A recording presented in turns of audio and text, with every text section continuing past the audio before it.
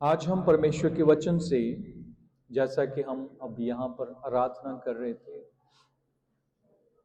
तो हमें आराधना के बारे में सीखना है कि आराधना परमेश्वर की प्रस्तिश क्या होती है। सच में हमें यह बात जाननी बहुत जरूरी है कि आराधना है क्या, प्रस्तिश है क्या। बहुत बार हम लोग सोचते हैं सिर्फ गाना आराधना होती है। हाँ, गाकर भी हम परमेश्वर की आराधना करते हैं, लेकिन परमेश्वर के वचन में जब हम आराधना के बारे में सीखते हैं तो आराधना, परमेश्वर की प्रेज एंड वर्शिप के बारे में जब हम सीखते हैं तो ये प्रेज एंड वर्शिप खुद को भूल जाना, परमेश्वर में मगन हो जाना और अपने आप को भूल जाना सच्ची आराधना होती है। और सच्ची आराधना के बारे में आज हम कुछ बातें और सीखेंगे।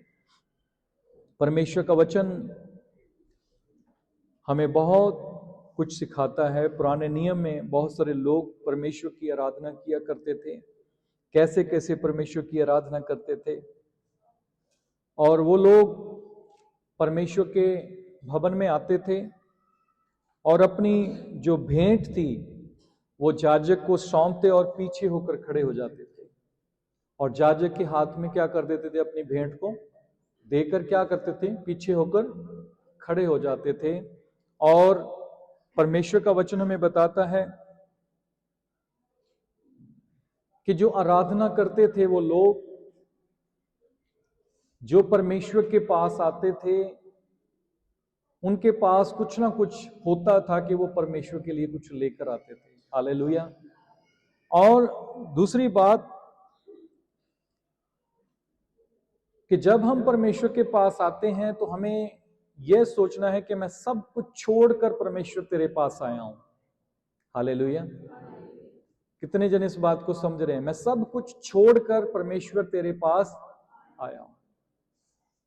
कई बार बहुत सारे लोग परमेश्वर की आराधना को नहीं समझ पाते। आज तक बहुत सारे लोग परमेश्वर की आराधना का हिस्सा ही नहीं बन पाए और उनका मतलब वो परमेश्वर में आकर, परमेश्वर के पास आकर उसकी आराधना में अपने आप को, जब तक आप खो नहीं देते अपने आप को, तब तक आपकी आराधना जो है वो अधूरी है। हालेलुया। हमें उसमें खो जाना है परमेश्वर के वचन के मुताबिक। हालेलुया। और बहुत सारे लोग ऐसा सोचते थे कि मैं परमेश्वर के पास क्या लेकर जाऊं। उनके पास परमेश्वर के पास लाने के लिए कुछ ना कुछ होता था। उनके पास स्तुति, आराधना, बलिदान, भेंटें परमेश्वर के पास लेकर वो आते थे। Hallelujah, hallelujah. और परमेश्वर का वचन हमें बताता है कि प्रभु की हजूरी में आनंद और आनंद की भरपूरी। जब हम परमेश्वर के पास आते हैं तो हम भूल जाते हैं कि हमारे पीछे क्या है, हमारे घर में क्या है, हमारे आस पड़ोस में क्या हो रहा है। वो सब कुछ भूल कर हम परमेश्वर में खो जाते हैं। वही है सच्ची आराधना। Hallelujah, hallelujah. खो जाना, मगन हो जाना परमेश्वर में, उसके रूह में भरकर परमेश्वर की उपस्थिति में खो जाना। मैं आपको बताऊंगा सच्ची आराधना के बारे में परमेश्वर के वचन में बहुत कुछ लिखा है। जैसे मैं बता रहा हूं कि पिछला सब कुछ भूलकर हमें आगे बढ़ना है।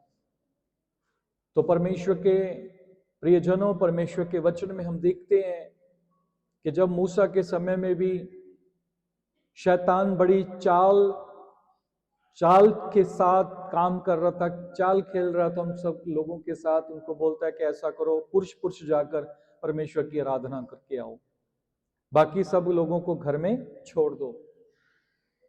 तो पता है परमेश्वर ने उनको अनुमति नहीं दी।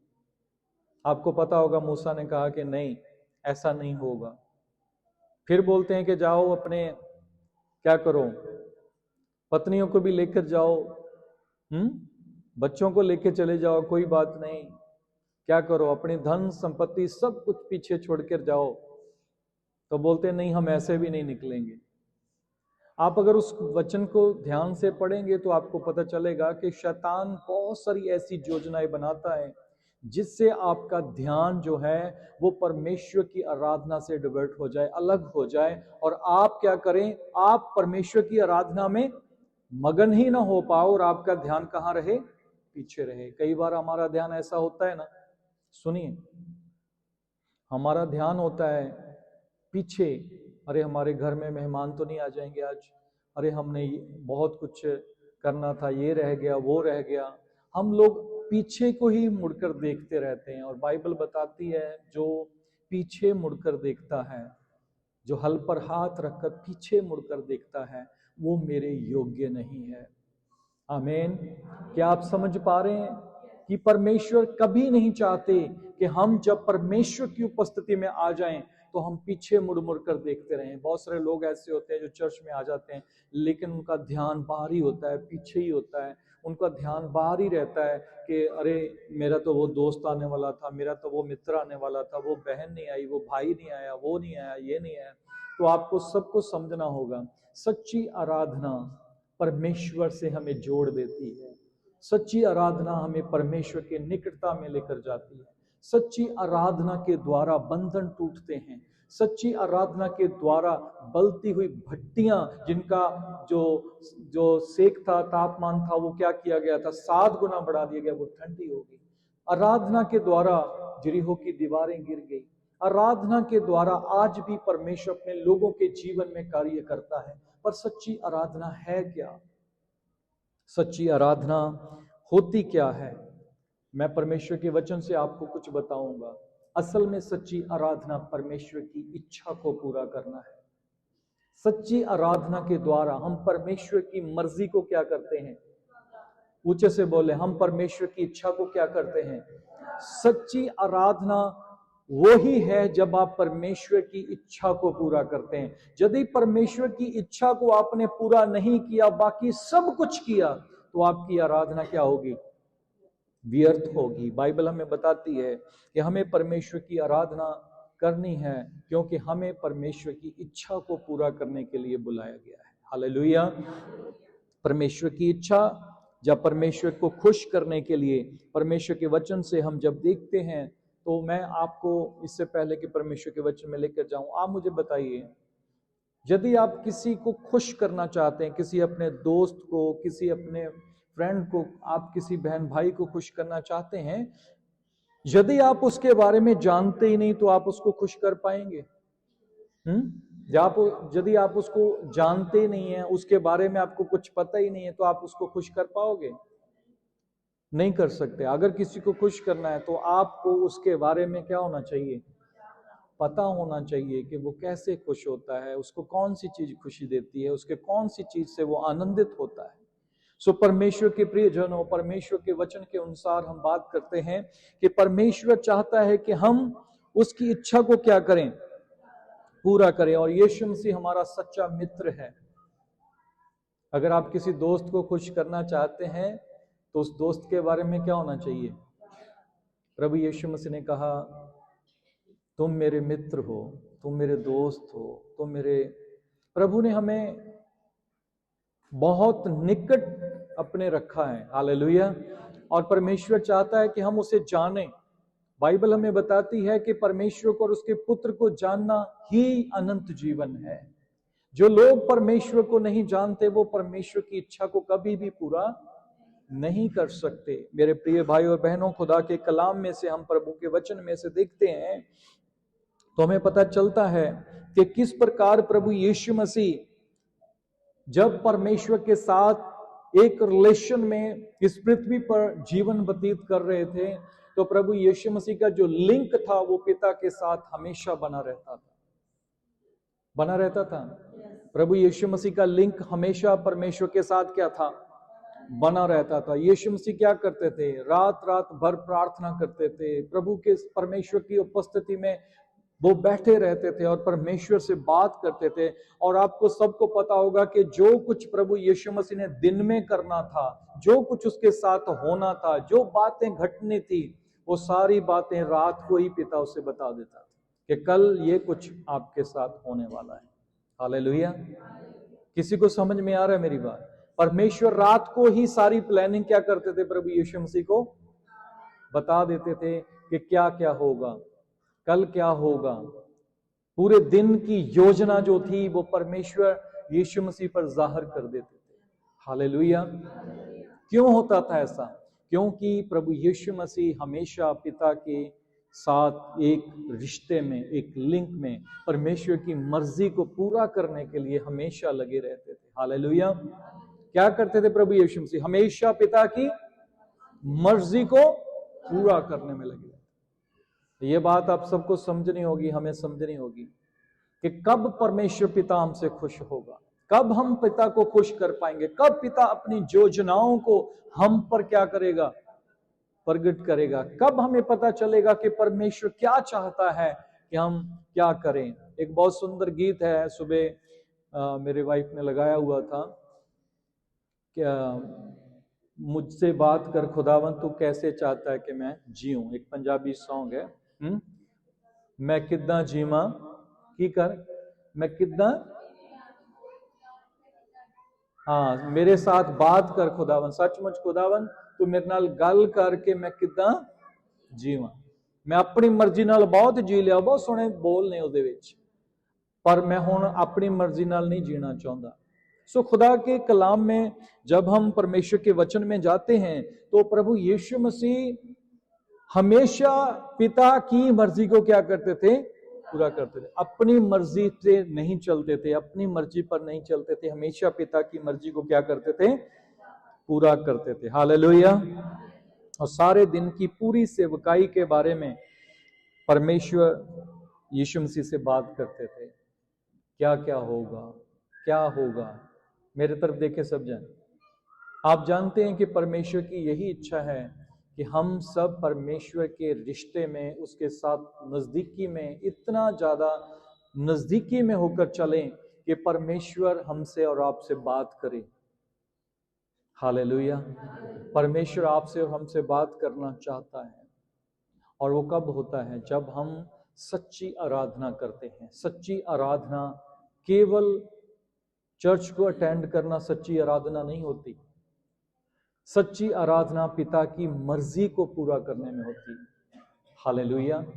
और यदि आप आए और सोचते हैं कि सिर्फ मैं चर्च अटेंड करने के लिए आया हूं, मुझे सिर्फ चर्च में क्या करना है? अपनी हाजिरी लगानी है, तो शायद आप गलत स्थान पर हैं। लेकिन परमेश्वर की इच्छा को पूरा करना, जब तक आपकी लाइफ में आपका ये लक्ष्य नहीं बन जाता कि मैं पिता की मर्जी को पूरा करने के लिए बुलाया गया हूं, तब तक आपकी आराधना अधूरी है।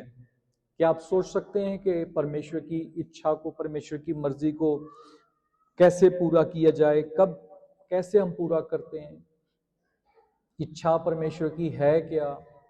ये बातें जब तक हम सीख नहीं लेते, तब तक हम परमेश्वर को खुश नहीं कर सकते। मेरा लास्ट में भी यही एक संदेश रहा कि हमें अपने जीवन में ये बात का निर्णय लेना है कि मुझे परमेश्वर को खुश करना है। हालेलुया। और मैंने ये सवाल पूछा था कि आपसे कौन खुश है? आप किसको खुश कर रहे हो? किसको खुश कर रहे हो? किसको खुश करने के चक्कर में पड़े हुए हो?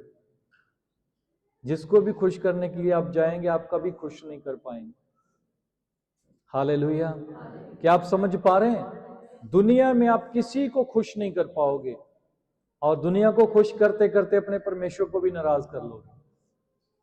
सो याद रखें, सच्ची खुशी, सच्चा आनंद परमेश्वर की हजूरी में है, परमेश्वर की उपस्थिति में है। वहां पर आनंद, और आनंद की क्या पाई जाती है?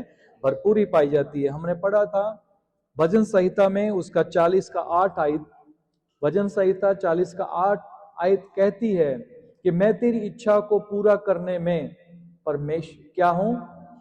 प्रसन्न हूं। मेरे परमेश्वर, मैं प्रसन्न हूं, क्योंकि तेरी व्यवस्था जो है वो मेरे अंदर, मेरे हृदय में रहती है। हालेलुया। तो यहां पर दाऊद अपनी लाइफ में एक बात को स्पष्ट रूप से जानता था कि उसके जीवन का लक्ष्य किसी मनुष्य को प्रसन्न करने में नहीं था। हालेलुया। Please listen carefully. आप अपना जो चेहरा है ऊपर उठाएं और देखें, मैं आपसे बात कर रहा हूं। और भजन संहिता 40 की 8 में लिखा है कि मेरी जो प्रसन्नता है वो परमेश्वर की इच्छा को पूरा करने में है। हालेलुया। और आपको याद होगा मैंने इनसे बात की थी कि उसका लक्ष्य था कि मैं परमेश्वर की मर्जी को क्या करूंगा, पूरा करूंगा, उसकी इच्छा को पूरा करना और उसके व्यवस्था को, उसके वचन को अपने दिल में रखना। ये बात याद रखें, जब आप परमेश्वर की इच्छा को पूरा करते हैं तो वचन से हटकर कुछ भी नहीं हो सकता है। वचन से बाहर जाकर कुछ भी आप नहीं कर सकते। अगर कोई कहेगा मैं तो परमेश्वर की इच्छा को पूरा कर रहा हूं, लेकिन वचन से क्या है, मैच नहीं करता, वचन से दूर है, वचन में कहीं भी उस बात का चर्चा नहीं है। तो आप सुनिए मेरी बात ध्यान से। जैसा इस दुनिया में आज बहुत सारे लोगों ने अलग अलग तरह की शिक्षाओं को धारण कर लिया है, अलग अलग तरीके में चर्चों में नाम लिए जाते हैं।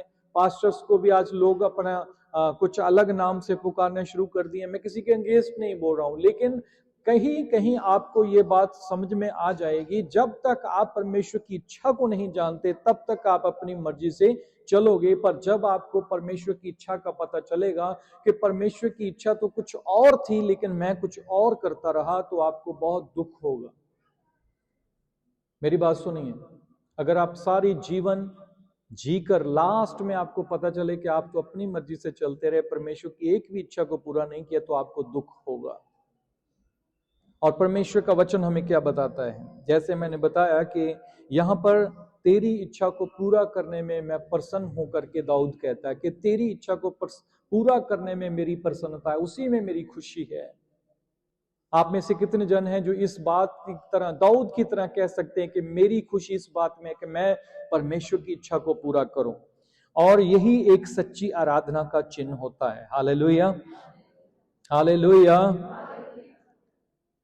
और परमेश्वर की इच्छा को पूरा करने में देखिए, जैसे लिखा है कि तेरी व्यवस्था क्या है, मेरे हृदय में है। तो आप में से कितने जन हैं जो परमेश्वर के वचन को मनन करते हैं?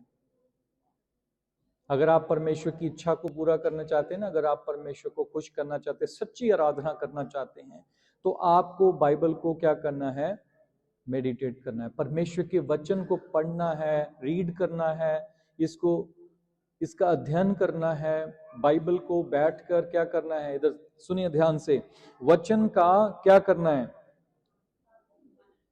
इसको पढ़ना है, सुनना ही काफी नहीं है, इसके ऊपर चलना भी बहुत जरूरी है। आपको परमेश्वर के वचन को ध्यान देना है, इसको आपने सीखना है। यदि आप वचन को सीखेंगे तो आप दाऊद की तरह कह सकोगे कि परमेश्वर की इच्छा को पूरा करने में मेरी प्रसन्नता है, क्योंकि उसका वचन मेरे हृदय में है। दाऊद कहता है कि मैंने तेरे वचन को अपने दिल में रखा है ताकि मैं तेरे विरोध में पाप ना करूं। तो दाऊद की लाइफ में एक बहुत ही बड़ी बात हम देखते हैं कि क्या मुझे नहीं करना है, वो भी उसके हृदय में है कि मुझे परमेश्वर के विरोध में क्या नहीं करना, पाप नहीं करना। तो क्या किया, किस चीज ने उसे बताया, मैंने तेरे वचन को अपने दिल में रखा है। सुनिए, अगर आप परमेश्वर के वचन को सीखने के लिए प्रभु की हुजूरी में आते हैं और वचन को सीखने में मन लगाते हैं, आप सच्चे आराधक तभी बनते हैं जब आप वचन को अपने हृदय में जमा रखते हैं। यदि मैं आपसे पूछूं कि आपने वचन में से क्या सुना, क्या सीखा, तो बहुत लोगों को ऐसा नहीं कहना चाहिए कि मैं तो उस काम में लगा हुआ था, मैं तो ये कर रहा था, मुझे तो उसने सुनने नहीं दिया, मुझे तो बच्चे ने मेरा ध्यान नहीं लगने दिया, मुझे तो ये प्रॉब्लम हो गई, मुझे तो फोन आ गया, मुझे तो ऐसे ऐसे कहीं जाना पड़ गया। तो ये बातें आपको ध्यान में रखनी है कि आप सच्चे आराधक कब बनते हैं। और बाइबल बताती है कि परमेश्वर सच्चे आराधकों को आज भी ढूंढ रहा है। कैसे आराधक होते हैं सच्चे? जिनका मन परमेश्वर से जुड़ा हुआ होता है, जो परमेश्वर की उपस्थिति में आ गए तो सब कुछ भूल गए और वो खुदा में खो गए, और उन्हें पता है कि मैं हूं और मेरा परमेश्वर है और कोई नहीं, मुझे और किसी की बात नहीं सुननी। हालेलुया। क्या आप इस कदर परमेश्वर की हुजूरी में बैठे हैं कि परमेश्वर आपको देख रहा है और मैं परमेश्वर की उपस्थिति में खड़ा हूं और परमेश्वर मुझे देख रहा है, और मुझे यहां पर किसी और को नहीं, मुझे परमेश्वर को प्रसन्न करने के लिए बुलाया गया है। और मेरी पूरी लाइफ का एक ही आधार होना चाहिए, वो क्या है, परमेश्वर को प्रसन्न करना। हालेलुया। सब ध्यान से सुने।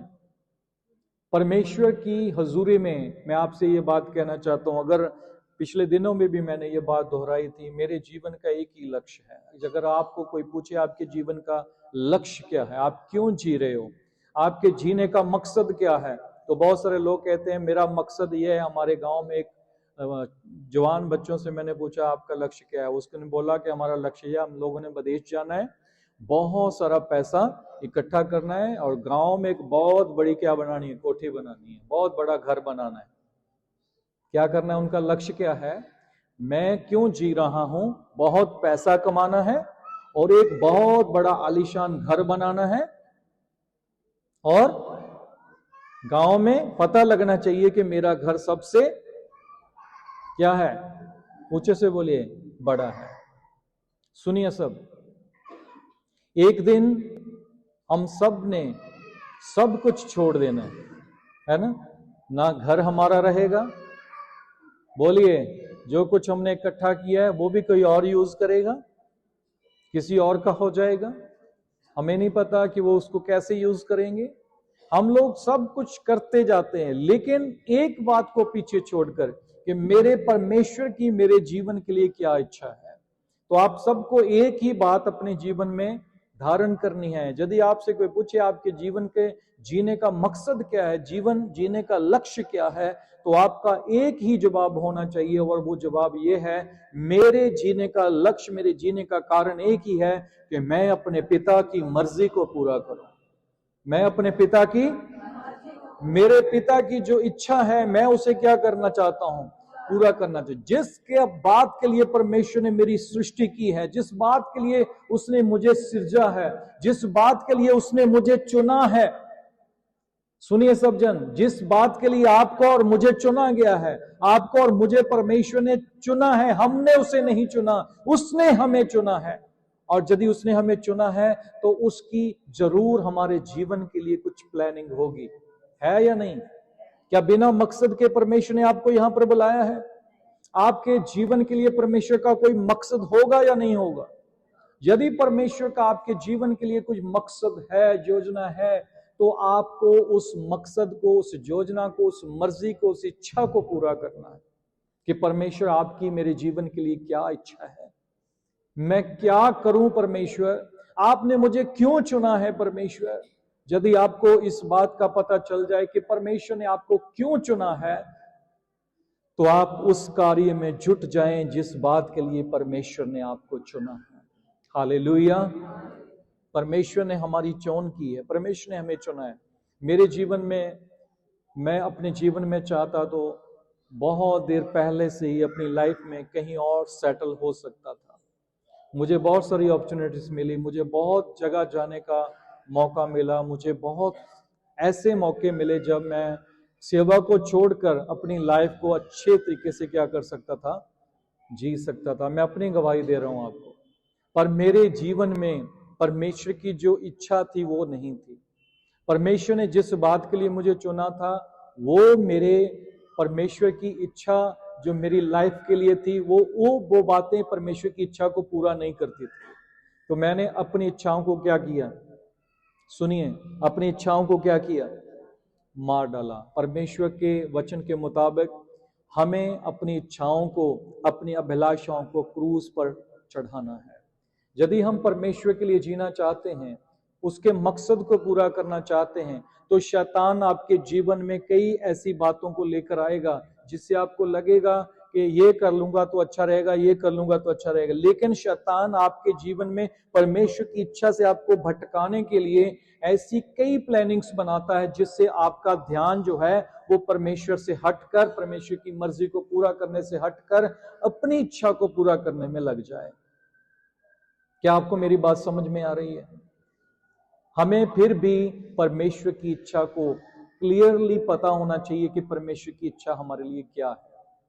इसलिए मैं कह रहा हूं कि जिस दोस्त को आप खुश करना चाहते हैं, यदि आप उस दोस्त के बारे में कुछ नहीं जानते तो आप उस दोस्त को कभी खुश नहीं कर पाएंगे। तो आपका प्रिय मित्र, हमारा प्रिय मित्र यीशु मसीह है। हालेलुया। और वो चाहता है कि हम उसे जानें और उसकी इच्छा को क्या करें, पूरा करे। Hallelujah, hallelujah. और परमेश्वर के वचन में हम जबूरों की भजन संहिता की 143 का 10 वचन जब देखते हैं तो वहां पर हम देखते हैं 143 का 10 वचन, अगर आपके पास, मुझे अपनी मर्जी पूरी करनी सिखा। सुनिए सब जन, ये ऐसी प्रार्थना आपने कभी की है? हमारी प्रार्थनाएं कैसी होती हैं? सुनिए सब जन, सच्ची आराधना के बारे में बात कर रहे हैं।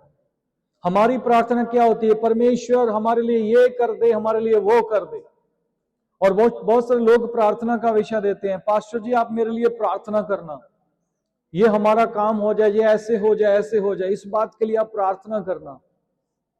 हमारी सारी प्रार्थनाएं सेल्फिश होती हैं। ऊंचे से बोलें। मेरे को लगता है कि आप मेरी बात से सहमत नहीं है। हमारी प्रार्थनाएं मतलब की होती हैं, हमारी प्रार्थनाएं सेल्फिश होती हैं। हम हमेशा परमेश्वर से ऐसी प्रार्थनाएं करते हैं जिससे हमारी मर्जी पूरी हो। वो सच्ची आराधना का हिस्सा कभी नहीं बन पाती। वो बातें कभी आपको सच्चे आराधक नहीं बना पाती। अपना चेहरा ऊपर उठाएं सब जन, देखिए मैं आपसे बात कर रहा हूं। परमेश्वर के कलाम में हम देखते हैं हमारी प्रार्थनाएं कैसी होती हैं कि प्रभु मेरे लिए ये कर दे, मेरे लिए वो कर दे, ऐसा हो जाए, वैसा हो जाए। हमारी प्रार्थनाएं ऐसी होती हैं। लेकिन परमेश्वर के वचन में हम सच्चे प्रार्थना के बारे में भी सीखते हैं। सच्चे आराधकों की प्रार्थना कैसी होती है? प्रभु मुझे अपनी इच्छा पूरी करनी सिखा। कितने जन है आप में से जो कभी ऐसी प्रार्थना आपने की हो? कभी भी ऐसी प्रार्थना कि प्रभु जी मुझे सिखा कि मैं तेरी इच्छा को कैसा पूरा करूं, कैसे पूरा करूं। प्रभु दाऊद की प्रार्थना कैसी है? कैसी प्रार्थना कर रहा है वो कि मुझे अपनी इच्छा पूरी करनी सिखा। तू मेरा परमेश्वर है, तेरा आत्मा भला है, तू मेरी अगुवाई करेगा। Hallelujah, hallelujah. क्या आप ऐसी प्रार्थना करते हैं कि परमेश्वर मेरी सहायता करके मैं तेरी इच्छा को क्या करूं? पूरा करूं। कितने जन चाहते हैं कि आपकी प्रार्थना ऐसी होनी चाहिए? सच्चे आराधक, सच्ची आराधना करने वाले लोगों की प्रार्थना ये नहीं होती कि मेरी इच्छा पूरी हो, प्रभु मुझे तेरी इच्छा पूरी करनी सिखा। मुझे इतना बल दे कि मैं अपनी इच्छाओं को मार सकूं, मैं अपनी इच्छाओं को मार सकूं। कितने जन चाहते हैं कि आप अपनी इच्छा को नहीं, अपने भेजने वाले, अपने चुनने वाले की इच्छा को पूरा करना चाहते हैं? परमेश्वर की इच्छा आपके लिए कभी भी नुकसान की नहीं है, भले की है। हमारी योजनाएं जो हम बनाते हैं, हमें ये नहीं पता कि वो साल बाद, 2 साल के बाद, 4 साल के बाद वो योजना जो हम बना रहे हैं उसका क्या होगा, वो हमारे लिए अच्छी रहेगी या बुरी रहेगी। लेकिन परमेश्वर को सब पता होता है कि कौन सी योजना हमारे लिए अच्छी है। आप जरा सोच कर देखें कि परमेश्वर कितना भला है। कभी कभी हम ऐसा सोचते हैं कि परमेश्वर हम कहां थे और आप हमें कहां से उठा कर लेकर आए। हम कैसी परिस्थितियों में थे, प्रभु आपने हमें छोड़ा नहीं, आपने हमें त्यागा नहीं। क्योंकि प्रभु आपकी इच्छा को पूरा करने में जब हम लगे रहते हैं तो खुदावन हमारी इच्छाओं को तू अपने आप पूरा कर देता है। जब हम अपनी इच्छा को पूरा करने में लगे रहते हैं तो पूरी लाइफ गुजर जाती है, लेकिन ना हम अपनी इच्छा को पूरा कर पाते हैं, ना परमेश्वर की इच्छा को पूरा करते हैं। और यदि आप परमेश्वर की इच्छा को पूरा करेंगे, यदि आप परमेश्वर के काम करेंगे, आपके काम परमेश्वर करेगा। उसका वायदा है, ये उसका वायदा है। बाइबल में 30,000 प्रॉमिस हैं। मैंने आपको पिछली बार भी बताया था 30,000 वायदे हैं जो परमेश्वर ने हमसे किए हैं, जिनसे वायदों की अगर बात करें तो गिनती नहीं है। 30,000 छोटी बात नहीं है। वो एक एक करके बताएंगे तो बता भी नहीं पाएंगे। लेकिन सबसे जो ऊपर के वायदे जिनको हम ज्यादा मनन करते वो यही है कि मैं ना तुझे कभी छोड़ूंगा, ना कभी त्यागूंगा, ना कभी भूलूंगा। 3 बातें हैं, ना छोड़ूंगा, ना त्यागूंगा, ना कभी भूलूंगा। तो क्या आप ऐसे परमेश्वर को खुश करने में नहीं लगे रहना चाहिए हमें, कि जो हमें भूलता नहीं, छोड़ता नहीं, त्यागता नहीं, हमारी सहायता करने वाला परमेश्वर है। हालेलुया। तो सच्ची आराधना क्या है? परमेश्वर की इच्छा को पूरा करना ही सच्ची आराधना है। बहुत सारे लोग कहते हैं मैं आराधक हूं, बहुत सारे लोगों ने तो अपने नाम के आगे लिखवा दिया है वर्शिपर। वर्शिपर हर कोई व्यक्ति है, कोई स्पेशल नहीं है। कोई गाने वाला ही केवल वर्शिपर नहीं होता। वर्शिपर हर एक व्यक्ति है जो परमेश्वर की इच्छा को पूरा करता है, वो हर कोई वर्शिपर है। आप भी परमेश्वर के आराधक हो। बोलेंगे कि आप परमेश्वर के आराधक हो, है या नहीं? अपना हाथ उठाएं कि आप परमेश्वर के आराधक हो। यदि आप आराधना करते नहीं, परमेश्वर की उपस्थिति में बैठते नहीं, उसके वचन को मनन करते नहीं, आप उसकी इच्छा को पूरा करते नहीं, तो आप क्या आराधक हो सकते हो? चाहे कितने भी गीत गा लो। आजकल तो गीत गाना पैसा कमाने के लिए है, लेकिन परमेश्वर के आराधक वो होते हैं जो परमेश्वर की इच्छा को पूरा करने के लिए सब कुछ करते हैं। हालेलुया। कि मेरे परमेश्वर की इच्छा क्या है, उसकी मर्जी क्या है। मैं खुदावंद के कलाम में से आपसे 2-4 बातें करूंगा और जल्द ही हम इस बात को सीखने में आगे बढ़ेंगे। जैसा हमने भजन संहिता 143 की 10 में देखा कि आप मुझे अपनी इच्छा को पूरा करना सिखाएं। और बाइबल में हम जब मैथ्यू चैप्टर 12 और उसका 50 वचन देखते हैं, वहां पर लिखा है, पढ़िए जरा, जो कोई मेरे पिता की मर्जी को क्या करता है, पूरा करता है। यीशु मसीह ने कहा वही मेरी भाई, वही मेरी बहन, वही मेरे माता, वही मेरे सब कुछ है। आप सुनिए जरा इस वचन को, बड़े ध्यान से सुनिएगा। क्योंकि जो कोई मेरे स्वर्गीय पिता की मर्जी उससे चलता है। आपके पास अगर हिंदी की बाइबल है तो वो भी खोल कर रखें, क्योंकि आज मैं आपसे हिंदी में थोड़ी सी बातें कर रहा हूं, पंजाबी में भी हम पढ़ रहे हैं। और यहां पर लिखा है कि जो कोई मेरे स्वर्गीय पिता की मर्जी को पूरा करता है, वही मेरा भरा, सोई मेरा भाई, सो वही मेरी बहन है। Hallelujah, hallelujah. क्या आपको नहीं लगता कि आपको परमेश्वर के रिलेशन में किस कदर होना चाहिए? परमेश्वर का पुत्र यीशु मसीह कह रहे हैं कि मेरा भाई और बहन कौन है। तो सुनिए, आपने सीखा होगा प्रभु के वचन में, हमने बहुत बार सीखा है, बहुत सारे प्रचारकों से भी सुना है कि जो कोई प्रभु यीशु मसीह को ग्रहण करता है वो परमेश्वर की संतान बन जाता है। क्या बन जाता है? संतान। आवाज नहीं आनी चाहिए किसी की। इधर सुनिए बच्चे, प्लीज ध्यान दीजिए। वचन में हमने देखा कि हम परमेश्वर की संतान बनते हैं। और आप में से हर कोई कहता होगा, बहुत सारी दुनिया में लोग कहते हैं कि हम परमेश्वर की क्या बन गए? संतान बने। तो जो बड़ा भाई है वो कौन है? यीशु मसीह है। कौन है? यीशु मसीह। तो बड़ा भाई यीशु मसीह है, वो परमेश्वर का पुत्र है, और हम बाद में आए हैं, वो पहले है। हालेलुया। सो परमेश्वर के वचन में हम देखते हैं, यीशु मसीह कहता है कि मेरे भाई और मेरे बहन कौन है? यदि आप उसके भाई और बहन नहीं है तो आप क्या परमेश्वर की संतान हो? ऊंचे से बोलिए, परमेश्वर की संतान बन गए हो? परमेश्वर की संतान अगर बन गए होते तो यीशु मसीह हमें अपना भाई और बहन कहता। Hallelujah, hallelujah. क्या बोल रहा है यीशु मसीह ने? प्रभु के वचन में क्या लिखा है? जो मेरे पिता की मर्जी को, जो मेरे पिता की मर्जी को, वो कौन है? वो मेरे भाई, वो मेरे बहन है। हालेलुया। तो आप में से कितने जन हैं जो प्रभु यीशु मसीह के भाई और बहन? वही हैं जो खुदा की मर्जी को क्या करते हैं, क्योंकि यीशु मसीह ने कभी भी अपनी मर्जी को पूरा नहीं किया, उसने हमेशा परमेश्वर की मर्जी को क्या किया? पता है, आपने प्रभु के वचन में बार बार पढ़ते हैं, जैसे मुझे पिता ने जैसे भेजा है, जिस काम के लिए भेजा है।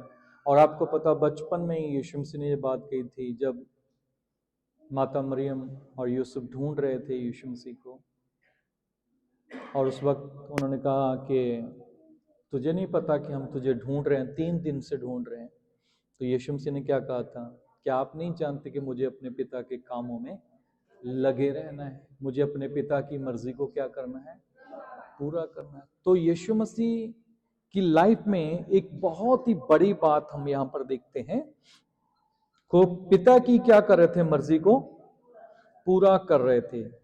और यीशु मसीह जब जवान थे, ये बात सोचने की है, कितने जन जवान है यहाँ पे? जवान अपना हाथ उठाइए। बुढ़े हैं जो अपने आप को बुढ़े समझते, वो अपना हाथ नीचे रखिएगा। जो जवान है वो अपना हाथ ऊपर उठाएं। अच्छा, मैं अभी आपको देख के पहले पहचान लूं कि आप में से कितने जवान हैं। जो बुढ़े समझते अपने आप को, वो हाथ नीचे रखें। वो सो भी सकते हैं थोड़ी देर, जो सोए हुए हैं उनको कुर्सियों पर बैठे उनको जगा दीजिए थोड़ा सा, उनको भी लगे शायद मैं जवान हूं। ओके, प्रभु का वचन क्या कहता है? जितने जवान है इधर सुनिए, हाथ उठाइए। जवान है यहाँ पर? कितने जवान है? अरे हमारी सारी कलीसिया जवानों की कलीसिया है ना। तो आपको पता है कि यीशु मसीह जब जवानी में थे, सुनिए भाई, हाथ नीचे कर लीजिएगा, अभी बात ध्यान से सुनना। हाथ हमने ऊपर उठाया है, तो आपको अभी सुनना पड़ेगा कि प्रभु के वचन में हम देखते हैं कि यीशु मसीह जब जवान थे तो वो क्या कर रहे थे। बाइबल में लिखा है जब वो जवान थे तब उन्होंने परमेश्वर की मर्जी को पूरा करना शुरू किया। कब? पूरी जवानी में। हम देखते हैं कि यीशु मसीह 12 साल के थे तब उन्होंने कहा कि क्या आपको नहीं पता कि मुझे पिता के काम में लगे रहना है। और आप देखिए जब यीशु मसीह जवान हुए, डील डोलता में, कद में वो बड़े जवान हुए, और उन्होंने सबसे पहले क्या काम क्या किया? परमेश्वर के वचन में हम देखते हैं उन्होंने परमेश्वर की मर्जी को पूरा करना आरंभ कर दिया।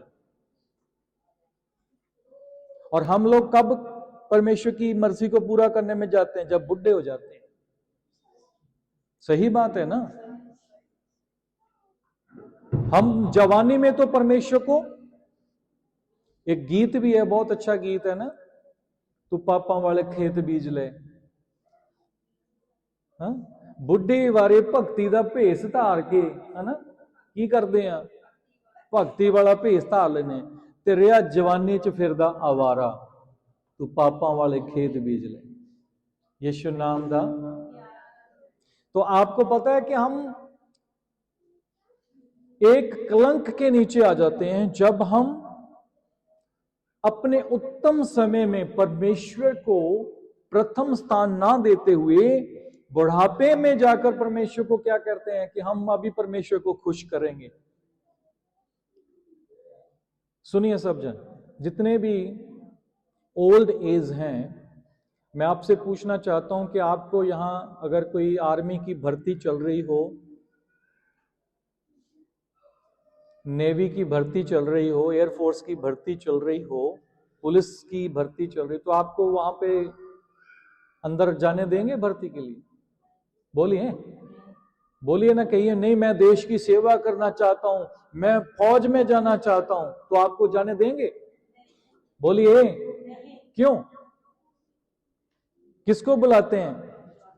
जवानों को बुलाते हैं। और किन जवानों को? जो लोग जो जवान एक्टिव होते हैं, जिनका कद काठ भी अच्छा हो, उनको जवानों को क्या करते हैं? वो चुनते हैं कि ये हैं जो देश की क्या करेंगे? सेवा करेंगे।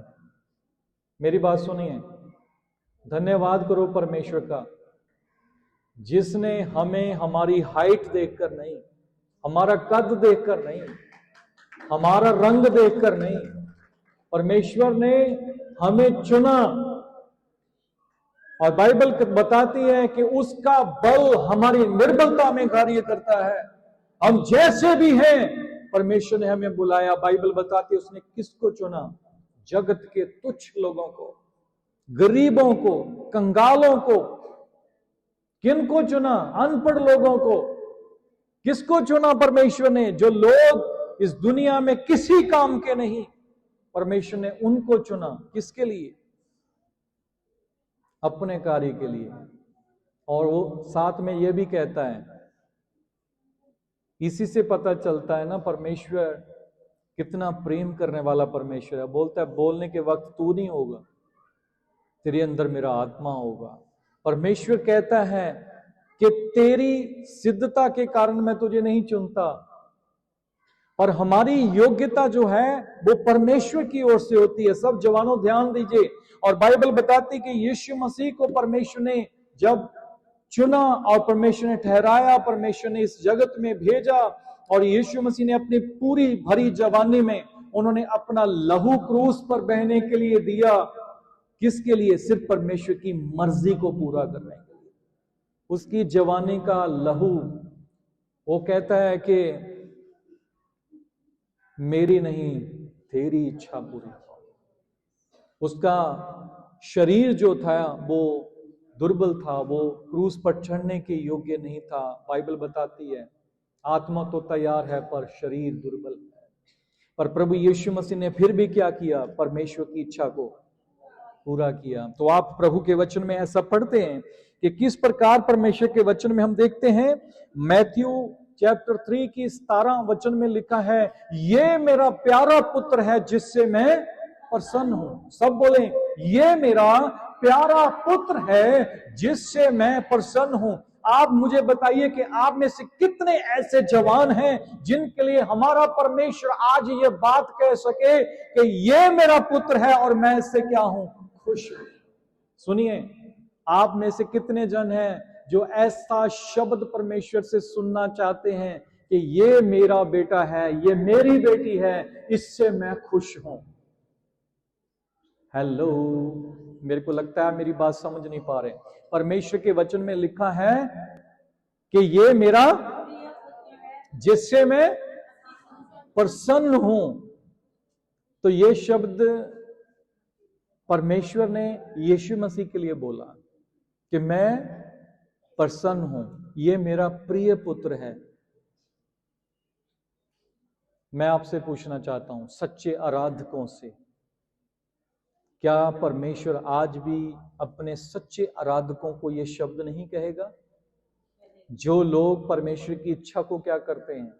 पूरा करते हैं। परमेश्वर उनसे आज भी कहता है कि मैं इससे प्रसन्न हूं, मैं तुझसे प्रसन्न हूं। आप में से कितने जन लोग हैं जो परमेश्वर को प्रसन्न करना चाहते हैं या आपने हाथ उठाया?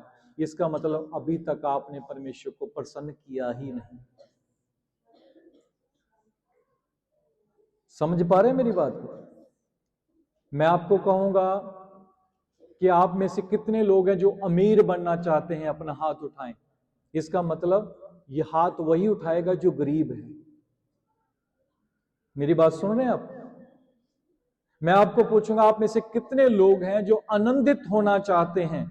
तो आप हाथ उठाएंगे, मैं आनंदित होना चाहते। इसका मतलब आप दुखी हैं। इसका मतलब अभी तक आप आनंदित नहीं हैं। आप रियलिटी में अगर इस बात को सीखें, देखें ध्यान से, इसका मतलब यही होता है कि यदि हमारे जीवन में कुछ नहीं है और हम वही कहेंगे कि परमेश्वर मैं ऐसा बनना चाहता हूं, इसका मतलब वैसे नहीं है। इसलिए मैं कह रहा हूं कि आप में से और हम में से कितने ऐसे लोग हैं जो ऐसे शब्द को सुनने के लिए चाहते हैं कि परमेश्वर आपके लिए ये कहे कि ये मेरा बेटा है, ये मेरी बेटी है। तो आपको सच्चाई से हाथ खड़ा करना चाहिए। यस, मैंने अभी तक परमेश्वर की इच्छा को क्या नहीं किया? पूरा नहीं किया। ये वर्ड मैं भी सुनना चाहता हूं कि परमेश्वर मुझसे भी कहे कि ये मेरा बेटा है, इससे मैं क्या हूं? खुश हूं। दुनिया आपसे खुश नहीं होगी। जब आप परमेश्वर की इच्छा को पूरा करने जाएंगे ना, तो दुनिया आपसे खुश नहीं होगी। दुनिया आपका अपमान करेगी, दुनिया आपको कुछ और कहेगी। पर मेरे भाई और बहनों, बाइबल में ऐसा भी लिखा है, ये लोग आपसे पहले दुश्मनी तो करेंगे, लेकिन हम नीति वचन में पढ़ते हैं उसकी 16 की 7 में लिखा है, जब किसी का चाल चलन यहोवा को भाता है तो वह उसके शत्रुओं से भी उसका मेल करवा देता है। एक समय आएगा जब परमेश्वर आपके शत्रुओं से भी आपका क्या करवाएगा? वो शत्रु, जो लोग आपसे वैर करते हैं, आपको बुरा समझते हैं, जब आप परमेश्वर की इच्छा को पूरा करने में लग जाते हैं तो बहुत सारे लोग आपके दुश्मन बन जाते हैं। लेकिन परमेश्वर का वचन हमें क्या कहता है? एक दिन परमेश्वर उनसे भी आपका क्या करवा देगा। हालेलुया। और मैं आपके लिए एक और वचन पढ़ूंगा, उसके बाद में मैं समाप्ति की ओर जाऊंगा। लूका की किताब के 7 के 30 वचन में हम देखते हैं, 7 का 30 वचन, वहां पर कुछ ऐसे लोग हैं जो लोग अपने आप को बड़ा धर्मी समझते हैं।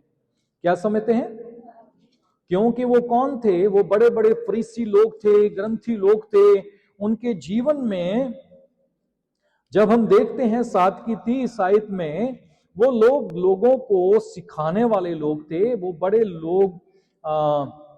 पढ़िए जरा ध्यान से, यहां पर 7 की 30 में लिखा है, पर फरीसी और शरा के सिखाने वालों ने उसके पास आकर बपतिस्मा ना लेकर परमेश्वर की, पढ़िए हिंदी में, परमेश्वर की, परंतु फरीसियों और उनके हाँ शास्त्रों ने हाँ बपतिस्मा ना लेकर बपतिस्मा ना लेकर परमेश्वर के अभिप्राय को अपने विषय में टाल दिया। परमेश्वर के अभिप्राय को अपने विषय में टाल दिया। आप क्या समझते इस बात को? ये लोग कौन थे? जिन लोगों ने परमेश्वर के अभिप्राय को, यानी परमेश्वर की इच्छा को, परमेश्वर की मर्जी को क्या नहीं किया। आप इसके पहले कि हम उस बात को देखें, इस 30 के शुरुआती वचन को देखें, पंजाबी में लिखा ये लोग फरीसी थे। हिंदी में भी हम पढ़ते हैं कि वो लोग कौन थे? फरीसी लोग थे। और वो क्या करने वाले लोग थे? सिखाने वाले। ऊंचे से बोले, वो कौन लोग थे? सिखाने वाले लोग। सुनिए, जब आपको क्या लगता है इस दुनिया में सब जो सिखाने वाले वो परमेश्वर की इच्छा को पूरा कर रहे हैं? ऊंचे से बोलिए, मेरी बात को अगर समझ में आ गया होगा। आज बहुत सारे लोगों को मेरी बात बुरी लगेगी, जो लोग ऑनलाइन भी देख रहे होंगे, शायद उनको भी मेरी बात किसी को बुरी लग सकती है। पता क्यों? क्योंकि मैं ये कह रहा हूं कि सिखाने वाले फरीसी लोग जो बड़े धार्मिक लोग थे, और वो लोग जो परमेश्वर के वचन की क्या करते थे? लोगों को सिखाने वाले, पुराने नियम के पूरी तरह वाकिफ, लेकिन उन्होंने परमेश्वर की इच्छा को, जो उनके विषय में थी, परमेश्वर की जो परमेश्वर का अभिप्राय उनके विषय में था, उसको उन्होंने टाल दिया। कैसे टाल दिया? यीशु की बात ना मानकर। किसकी बात नहीं मानी उन्होंने? उन्होंने प्रभु यीशु मसीह की बात को क्या नहीं किया? नहीं माना। तो उन्होंने क्या किया? इस बात को ना मानकर परमेश्वर की इच्छा का उल्लंघन कर दिया, परमेश्वर की मर्जी के खिलाफ चल पड़े। परमेश्वर की मर्जी क्या थी उनके लिए? कि वो पश्चाताप करें, बपतिस्मा लें, और वो भी परमेश्वर की इच्छा को पूरा करें। पर उन्होंने परमेश्वर की इच्छा को क्या नहीं किया? उन्होंने परमेश्वर की इच्छा को टाल दिया। सुनिए, ध्यान से सुनिए, क्या बात थी? बपतिस्मा ना लेकर, बपतिस्मा ना लेकर उन्होंने परमेश्वर की इच्छा को टाल दिया। परमेश्वर के अभिप्राय को जो उनके विषय में था वो टाल दिया। तो आप सोच सकते हैं सच्चे आराधक कौन होते हैं? फरीसी लोग सच्चे आराधक थे। वो अपने समय पर सब कुछ करते थे, फास्टिंग करते थे। बोलिए, फास्टिंग करते थे कि नहीं करते थे? फास्टिंग करते थे, दशवांश देते थे, वो सारी बातों को मानते थे जो पुराने नियम में थी, उसको पूरा करते थे। लेकिन यीशु मसीह की बात को क्या नहीं किया? नहीं माना। तो यीशु मसीह की बात को ना मानकर उन्होंने क्या कर दिया? परमेश्वर की इच्छा का उल्लंघन कर दिया। तो आप समझ सकते हैं कि अगर आप परमेश्वर के सच्चे आराधक हैं, तो आपको अगर परमेश्वर की इच्छा के बारे में पता होगा, अगर आपको पता होगा कि परमेश्वर का अभिप्राय आपके बारे में क्या है, परमेश्वर आपके बारे में क्या योजना बनाता है। जैसे मैंने आपको बताया कि प्रभु यीशु मसीह को सब कुछ क्या करता था? पिता पहले ही बता देता था कि क्या क्या होने वाला। पूरे दिन की सेवकाई के बारे में यीशु मसीह को पता होता था कि उसके साथ क्या होने वाला है। पता होता था कि नहीं पता होता था? ऊंचे से बोले, पता था। प्रभु यीशु मसीह सब बातें पहले ही बोल देते थे। ऐसे ऐसे होगा, जाओ, ऐसा करो, वैसा करो, सब कुछ पता था यीशु मसीह को। मछली के मुंह में पैसा है, पता था यीशु मसीह को। गधी के बच्चे को खोलकर लेकर आना है, यीशु मसीह को पता था। यह भी पता था कि उस गधी का मालिक जो है वो क्या बोलेगा, और फिर यह भी पता था कि उसको क्या उत्तर देना है। उसको यह कहना कि प्रभु को इसकी जरूरत है, वो इसे जाने देगा। पता था, सब पता था। प्रभु यीशु मसीह को सब बातें पता थी, जो कुछ उनके पास, जो कुछ उसके साथ घटने वाला होता था। और आज के समय में बाइबल में 366 बार लिखा है मत डर। 366 बार लिखा है मत डर, इधर उधर मत देख, मैं तेरा परमेश्वर हूं। बाइबल कहती है ना डर ना घबरा, मैं तेरी सहायता करूंगा, मैं तेरी मदद करूंगा। परमेश्वर ने कितने प्रॉमिस किए हैं बाइबल में, कितने। मैंने कहा कि 30,000 से भी बढ़कर 30,000 से भी ज्यादा प्रॉमिस परमेश्वर ने हमसे किए, आपसे किए हैं। लेकिन फिर भी आज के समय में सबसे ज्यादा लोग कौन डरते हैं पता है आपको? बड़े बड़े प्रचारक डरते हैं। कैसे डरते हैं आपको पता होगा। कहीं भी जाएंगे सिक्योरिटी उनके साथ रहेगी, 15-20 आदमी आगे रहेंगे, 15-20 आदमी पीछे रहेंगे, कोई मार ना दे। कुछ ऐसे पास्टर्स भी हैं जिन्होंने अपने बच्चों को स्कूल नहीं भेजा, कहीं कोई बच्चों को स्कूल को, मेरे बच्चों को किडनैप ना कर ले। इतना बड़ा बड़ा साम्राज्य बना के रखा है, डरते हैं कोई हमें मार ना दे। ऐसी बातें आप देखते हैं ना। सुनिए सब जन, तो हमें परमेश्वर के वायदों पर कहां विश्वास है? मैं आपसे बात कर रहा हूं, सुनिए, मैं अपनी ओर से कुछ नहीं कह रहा हूं। बाइबल में जब हम यहां पर पढ़ रहे हैं तो यहां पर भी हमने देखा, लूका की किताब 7 की 30 आयत में, ये लोग कौन थे जिन्होंने परमेश्वर की इच्छा को पूरा नहीं किया? ये वही लोग थे जिनके हाथ में बाइबल थी, ये वही लोग थे जो लोगों को सिखाते थे, लेकिन इन्होंने खुद खुदावंद की मर्जी को ना जाना ना पूरा किया। बाइबल में लिखा है, पूरी तरह परख कर जानो कि परमेश्वर की इच्छा क्या है। क्या आप जानते हैं आपके लिए परमेश्वर की इच्छा क्या है? कितने जन जानते हैं कि परमेश्वर की इच्छा क्या है आपके लिए? अपना हाथ खड़ा करके कोई दिखा सकते हैं? आप जानते हैं कि आपके लिए परमेश्वर की इच्छा क्या है?